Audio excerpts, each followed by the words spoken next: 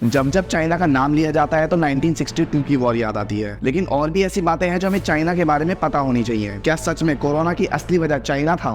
पिछले 2 दिनों से देश के अनेक भागों में लॉकडाउन कर दिया गया है।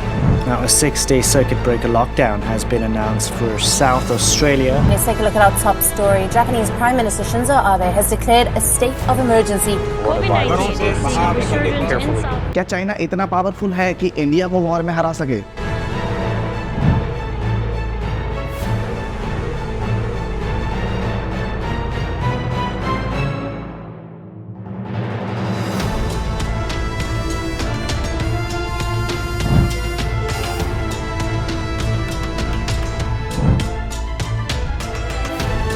चाइना पूरी दुनिया में इतना सस्ता सामान कैसे एक्सपोर्ट कर देता है? और अगर चाइना कर सकता है तो दूसरी कंट्रीज ऐसा क्यों नहीं कर पाती?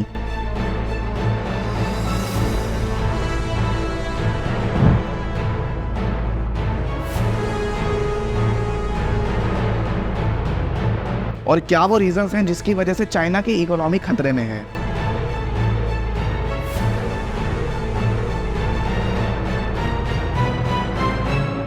इस चैनल पर वेलकम बैक दोस्तों। इन सब पॉइंट्स को डिस्कस करने से पहले हमें हिस्ट्री में थोड़ा सा पीछे जाना पड़ेगा। जब पीआरसी यानी people's republic of China party China में फॉर्म हुई थी। पीआरसी की शुरुआत 1949 में माओ जेडोंग की लीडरशिप में हुई थी और उसके बाद चाइना एक कम्युनिस्ट कंट्री बन गया। बट इसका मतलब क्या है? इसका एक सीधा सा मतलब है चाइना की सरकार जो कि चाइना में रूल कर रही है। 1949 में कम्युनिस्ट कंट्री बनने के बाद चाइना में जितनी भी फैक्ट्रीज, बिजनेस और लैंड थे उसको चाइना की गवर्नमेंट ने अपने कंट्रोल में ले लिया। एक तरीके से आप ये भी कह सकते हैं कि प्राइवेट ओनरशिप को इस पार्टी ने पूरी तरीके से खत्म कर दिया। ये सब करने के पीछे माओ जेडोंग का कहना था कि हमारे देश में किसी इंडिविजुअल की ग्रोथ नहीं होनी चाहिए। उनका कहना था सबकी ग्रोथ होनी चाहिए, पूरे देश की ग्रोथ होनी चाहिए। ऐसा नहीं होना चाहिए कि एक पर्सन आगे निकल जाए और दूसरा पीछे रह जाए। बट अब चाइना में पूरा गेम पलटने वाला था जब 9 सितंबर 1976 में माओ जेडोंग की डेथ हो गई। माओ जेडोंग का पूरा फोकस कॉमन गुड्स पर था, लेकिन 1976 में माओ जेडोंग की डेथ के बाद चाइना कॉमन गुड्स से थोड़ा सा शिफ्ट होकर कैपिटलाइजेशन पर अपना पूरा फोकस लगाने लग गया। और ये डिसीजन एक गेम चेंजर साबित हुआ। जिस कंट्री की 90% पॉपुलेशन सिर्फ एग्रीकल्चर पर निर्भर थी, जिस कंट्री को पूरी दुनिया में कोई इंपॉर्टेंस नहीं देता था, उस कंट्री ने 60 से 70 सालों में पूरी दुनिया में अपनी एक अलग इंपॉर्टेंस क्रिएट करी और पूरी दुनिया में अपनी पावर भी इंक्रीज करी। बट रिपोर्ट्स की माने तो चाइना पूरी दुनिया के लिए खतरा बनता जा रहा है। लगभग पूरी दुनिया ये मानती है कि कोरोना वायरस चाइना की ही एक लैब से लीक हुआ है। चाइना हर बार ये बात से मना करता रहा है कि चाइना की लैब से ये वायरस लीक नहीं हुआ है। बट चाइना के ही एक गवर्नमेंट साइंटिस्ट जिनका नाम जॉर्ज गाओ है, इन्होंने एक इंटरव्यू में बोला था कि कोरोना वायरस के लैब से लीक होने की बात को नकारा नहीं जा सकता। यही बात अगर कोई और व्यक्ति बोलता तो ये बोल सकते थे कि वो गलत बोल रहा है या वो झूठ बोल रहा है। बट यहाँ तो चाइना के ही एक गवर्नमेंट साइंटिस्ट ने बोला है,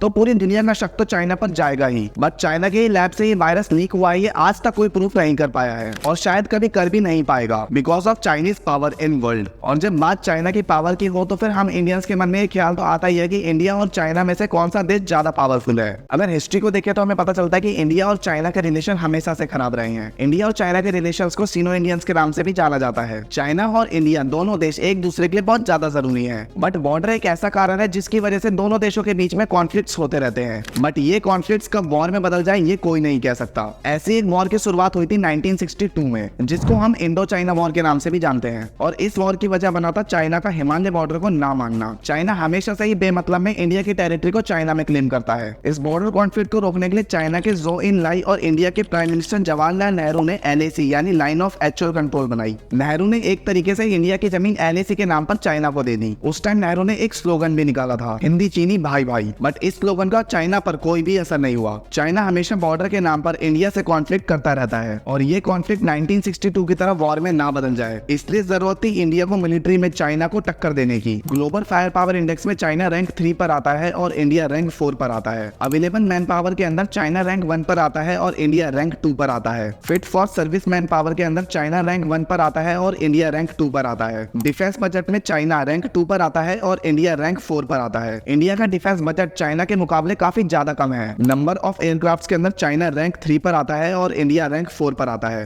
फाइटर एयरक्राफ्ट्स में चाइना रैंक 2 पर आता है और इंडिया रैंक 4 पर आता है। हेलीकॉप्टर्स चाइना के पास 913 और इंडिया के पास 807। एयरपोर्ट्स चाइना के पास 507 एंड इंडिया के पास 346। टैंक बैंक स्ट्रेंथ के अंदर चाइना रैंक 4 पर आता है और इंडिया रैंक 6 पर आता है। फ्लीट स्ट्रेंथ के अंदर चाइना रैंक 1 पर आता है और इंडिया रैंक 7 पर आता है। एयरक्राफ्ट कैरियर चाइना के पास 3 है और इंडिया के पास 2 हैं। सबमरीन्स में चाइना रैंक 1 पर आता है और इंडिया रैंक 18 में आता है। डिस्ट्रॉयर्स चाइना के पास 50 है और इंडिया के पास 11 है। एक्टिव पर्संस इन आर्मी चाइना में 20,35,000 और इंडिया में 10,25,000। बट इसके अंदर अगर हम एक्टिव पर्संस के साथ साथ रिजर्व पर्संस को भी जोड़ दे तो चाइना के पास रिजर्व पर्संस है 5,10,000 और इंडिया के पास रिजर्व पर्संस है 9,60,000। चाइना के पास टोटल आर्मी है 25,45,000 की। इंडिया के पास टोटल आर्मी है 19,85,000 की। इंडिया की इतनी आर्मी इनफ है पूरे देश को चाइना से प्रोटेक्ट करने के लिए, क्योंकि अगर हम सरफेस एरिया को देखें तो चाइना दुनिया की 3rd लार्जेस्ट कंट्री है जिसका surface area 9.597 million square kilometre है और इंडिया दुनिया की 7th लार्जेस्ट कंट्री है जिसका surface area 3.287 million square kilometre है। चाइना इंडिया से लगभग 3 गुना ज्यादा बड़ा कंट्री है, तो जाहिर सी बात है चाइना को इंडिया से आर्मी में कॉम्पीट करने के लिए 3 गुना ज्यादा बड़ी आर्मी चाहिए। और ये बात चाइना बहुत अच्छे से जानता है कि इंडिया की आर्मी से चाइना कभी नहीं जीत सकता। लेकिन इंडिया चाइना से नेवी के अंदर बहुत ज्यादा पीछे है। इंडिया को नेवी में चाइना से कॉम्पीट करने के लिए बहुत ज्यादा प्रोग्रेस करने की जरूरत है। बट चाइना की असली ताकत उसकी आर्मी नहीं है, उसका सस्ता सामान है। चाइना पूरी दुनिया में अपना सस्ता सामान बेचता है, लेकिन क्वेश्चन ये आता है कि इंडिया या फिर कोई और कंट्रीज ऐसा क्यों नहीं कर पाती। चाइना के सस्ते सामान होने के पीछे मेनली ये 2 वजह है। फर्स्ट, लो लेबर कॉस्ट। चाइना में लेबर कॉस्ट बहुत ज्यादा सस्ती है। इस चीज को हम एक एग्जांपल से समझते हैं। अगर आप किसी गांव में जाओ तो वहां पे काम करवाने के लिए लोग आपको बहुत सस्ते में मिल जाएंगे और वही काम अगर आप किसी शहर के व्यक्ति से करवाते हो तो उसी काम के वो ज्यादा चार्ज करेगा। चाइना में लोग कम पैसों में बहुत ज्यादा काम करने के लिए इजीली तैयार हो जाते हैं और यही कारण है चाइना में लेबर कॉस्ट कम होने का। लेबर कॉस्ट एक कारण है जिसकी वजह से चाइना बहुत सस्ते में सामान बना लेता है और फिर दूसरी कंट्रीज में सस्ते में बेच भी देता है। दूसरा है हाई प्रोडक्शन। चाइना में किसी भी प्रोडक्ट को बहुत ज्यादा क्वांटिटी में मैन्युफैक्चर करा जाता है जिससे उस प्रोडक्ट की कॉस्ट और भी ज्यादा कम हो जाती है। बट ऐसा करने के लिए चाइना को प्रोडक्ट की क्वालिटी से खिलवाड़ करना पड़ता है। इसी वजह से चाइना के प्रोडक्ट को लेके इंडिया में एक कहावत है, चले तो चांद तक, ना चले तो शाम तक। लो लेबर कॉस्ट और हाई प्रोडक्शन की वजह से चाइना पूरी दुनिया में सस्ता सामान एक्सपोर्ट कर पाता है, लेकिन इंडिया या कोई और देश ऐसा सस्ता सामान क्यों मैन्युफैक्चर नहीं कर पाते। असली में इंडिया के पास ये ताकत है कि इंडिया प्रोडक्ट की प्रोडक्शन बहुत ज्यादा बढ़ा सकता है। बट इंडिया R&D मॉडल को फॉलो करता है, यानी रिसर्च एंड डेवलपमेंट, जिसका मतलब है रिसर्च करके कोई न्यू चीज को डेवलप करना। बट चाइना इस मॉडल को फॉलो नहीं करता। चाइना तो सिर्फ कॉपी पेस्ट में ही यकीन करता है। चाइना इस ईट स्लीप रिपीट साइकिल को फॉलो करता है, यानी वो ही mass production, low cost, market capture. और चाइना के बहुत सारे ऐसे रूल है जो डेमोक्रेटिक कंट्री चाहकर भी अपने देश में इंप्लीमेंट नहीं कर सकता। ये तो बात हुई चाइना की प्रोग्रेस की, लेकिन चाइना का डाउनफॉल आने वाला है, या ये भी कहना सही होगा कि डाउनफॉल आ चुका है। चाइना के डाउनफॉल का सबसे बड़ा कारण है डिफ्लेशन। बट इन्फ्लेशन तो सुना है, ये डिफ्लेशन क्या है? डिफ्लेशन को आप इस तरीके से समझ सकते हो। इन्फ्लेशन का मतलब किसी देश के गुड्स और सर्विस का प्राइस बढ़ना, यानी देश में महंगाई बढ़ना, जो किसी नॉर्मल देश की अप्रॉक्स 7% के आसपास होती है। और डिफ्लेशन का मतलब होता है किसी भी देश के गुड्स और सर्विसेज के प्राइस कम हो जाना। बट अब आप अपने दिमाग में सोच रहे होंगे कि ये बात तो अच्छी है, किसी भी गुड्स और सर्विसेज के प्राइस कम हो जाना, लेकिन डिफ्लेशन किसी भी देश के लिए एक दीमक की तरह होती है जो उस देश को धीरे धीरे खत्म कर देती है। डिफ्लेशन को और भी अच्छी तरीके से समझने के लिए हम इस एग्जांपल को समझते हैं। कोई नॉर्मल ह्यूमन ये सोचता है कि डिफ्लेशन में हम कोई भी चीज सस्ते में आराम से खरीद लेंगे, बट ऐसा नहीं होता। डिफ्लेशन में चीजें सस्ती हो जाती है कंज्यूमर्स के लिए और बिजनेसेस के लिए। और अगर हम बिजनेस पर्सपेक्टिव से देखें तो गुड और सर्विसेज के प्राइस कम करने के लिए उस बिजनेस को अपने अदर एक्सपेंसेस कम करने पड़ते हैं ताकि बिजनेस प्रॉफिटेबल रह सके। और इस अदर एक्सपेंसेस को कम करने की वजह से बिजनेसेस लोगों को नौकरी से निकाल देते हैं। और जब किसी आदमी के पास जॉब ही नहीं होगी तो उसके पास में पैसे भी नहीं होंगे किसी भी चीज को खरीदने के लिए, इवन किसी गुड और सर्विस का प्राइस कम भी क्यों ना हो। डिफ्लेशन चाइना में बहुत तेजी से बढ़ता जा रहा है, लेकिन चाइना में डिफ्लेशन का कारण क्या है? फर्स्ट, चीन पॉपुलेशन एजिंग रैपिडली, और ये पॉइंट चाइना की इकोनॉमी पर बहुत ज्यादा इंपैक्ट डाल रहा है। चाइना में वर्किंग एज पॉपुलेशन श्रिंक होती जा रही है, यानी चीन में बहुत कम लोग हैं जो चीन की इकोनॉमिक ग्रोथ में हेल्प कर पा रहे हैं। और इसी वजह से चाइना ने अपनी वन चाइना पॉलिसी को भी खत्म कर दिया है। Second, US China trade war. अगर आपको याद हो तो डोनाल्ड ट्रंप जब यूएस के प्रेसिडेंट थे तब यूएस चाइना ट्रेड वॉर शुरू हुई थी। यूएस ने $34 बिलियन